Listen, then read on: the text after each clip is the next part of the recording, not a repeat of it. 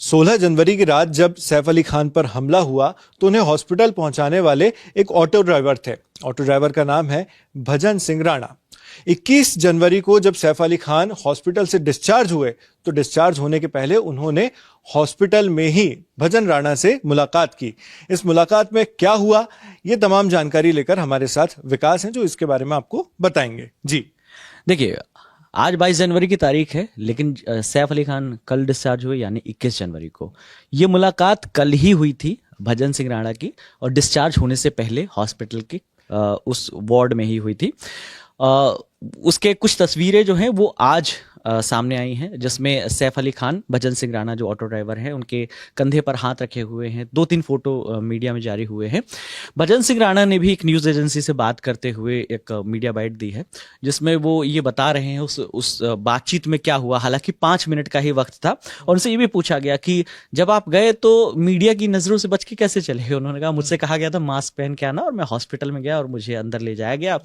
और सैफ अली खान को चूंकि मैं जानता हूँ बतौर एक्टर, उनसे मुलाकात की। मैंने उनके पांव छुए सबसे पहले जाकर, और उन्होंने मुझे थैंक यू बोला। उनका पूरा परिवार थैंक यू बोल रहा था।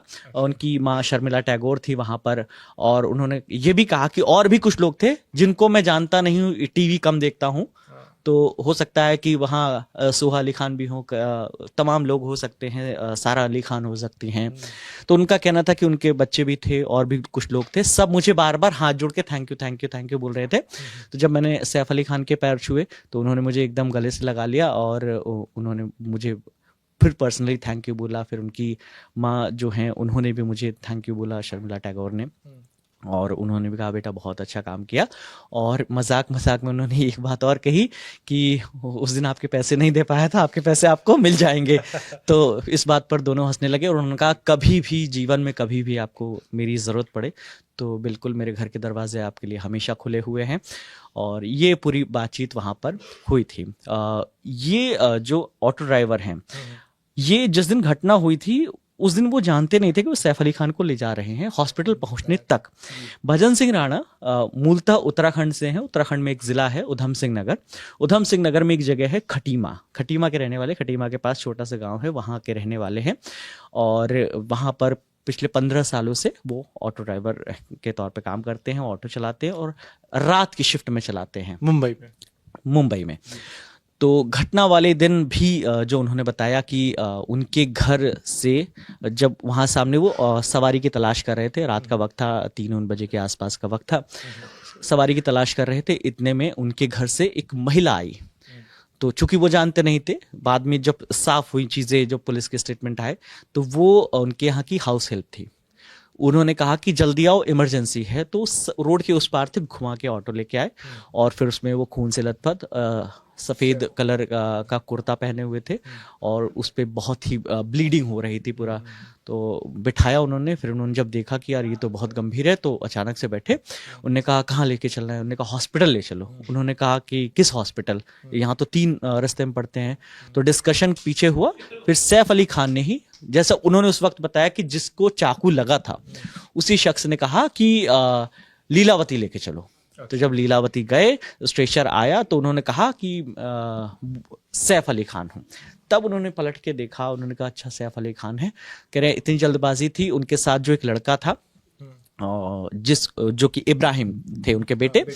तो ये बताया गया कि जब उन्होंने स्ट्रेचर पर हॉस्पिटल के अंदर ले जाने लगे, तो उन्होंने हाथ हिला के बोला कि मिलता हूँ। तो उन्होंने कहा कि छोड़ो, अब मैं पैसे क्या ही लूँ, और मैं यहाँ से जाता हूँ, जो उन्होंने उस दिन मीडिया बाइट्स में बताया था। कि फिर मैंने सोचा कि यार इतना बड़ा आदमी है, ठीक है कोई बात नहीं। और ये उस दिन का पूरा इंसिडेंट था। उसके बाद परसों 21 तारीख को, परसों एक खबर आई कि उनको एक वहाँ के संस्था ने सम्मानित किया है कि उन्होंने इतना अच्छा काम किया है।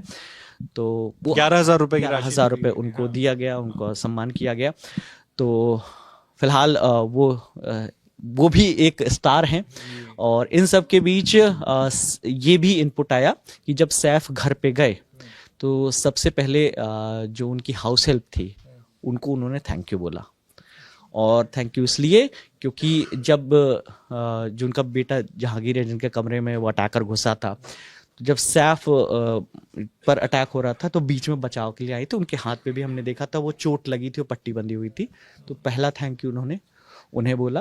और ये भी प्लान हो रहा है कि जो इंडिया टुडे ने सोर्सेज के हवाले से कहा है कि उनको भी कुछ ना कुछ इनाम के तौर पर दिया जाएगा। अच्छा, और इनको भी दिया जाएगा, हालांकि वो रिवील नहीं किया गया है। मैं क्योंकि वही पूछने वाला था आपसे कि 11,000 रुपए वहां से तो मिल गए, लेकिन सैफ से जो मुलाकात हुई उसमें किसी गिफ्ट या इनाम का कोई जिक्र नहीं है। सैफ अली खान ने इनवाइट किया है, तो वो मुलाकात हुई। इस मुलाकात में पैसों का कोई कहीं जिक्र नहीं आया, ऐसी कोई खबर भी नहीं है। और उन्होंने जो मीडिया बाइट्स दी हैं उसमें भी उन्होंने इस बात का जिक्र नहीं किया है। उन्होंने ये ज़रूर कहा है कि सैफ अली खान ने कहा है कि आपके लिए मेरे घर के दरवाजे हमेशा खुले हैं, आप आइए और आराम से आइए, फैमिली के साथ आइए, हम लोग बैठेंगे। बातचीत हुई और उन्होंने कहा कि वो जब उनसे पूछा गया कि क्या आप वो पैसे उस दिन के, तो उन्होंने भी हंस के कहा कि मैंने बस, मेरे मन में संतुष्टि है कि मैं किसी के काम आ सका।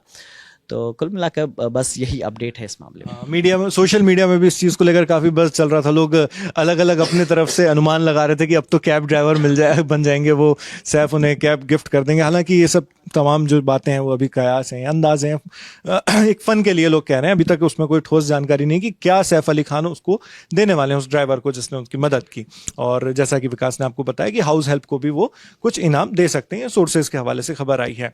बाकी सैफ पर जो हमला हुआ है उसको लेकर जांच अभी चल रही है। पुलिस ने एक आरोपी को जरूर पकड़ा है, उसमें जांच में अभी क्या अपडेट आएंगे वो आने वाले दिनों में पता चलेगा। अभी तक के इसमें अपराध किसी पर सिद्ध नहीं हुआ है। बाकी आप इससे जुड़ी जो भी अपडेट्स हैं और तमाम खबरों